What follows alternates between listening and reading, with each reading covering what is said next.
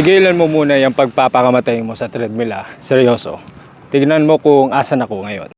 Andito ako ngayon sa Sorsogon City Coastal Road. Maganda, mapresko, medyo may hangin naman.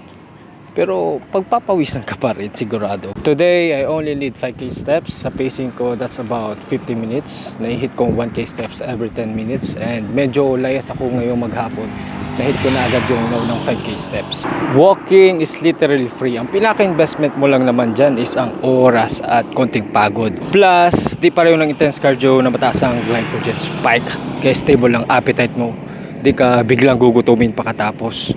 Currently, my target is to be on maintenance calories. Pero sa totoo lang, may mga araw na tinatamad na ako kumain kaya tinutulog ko na lang talaga.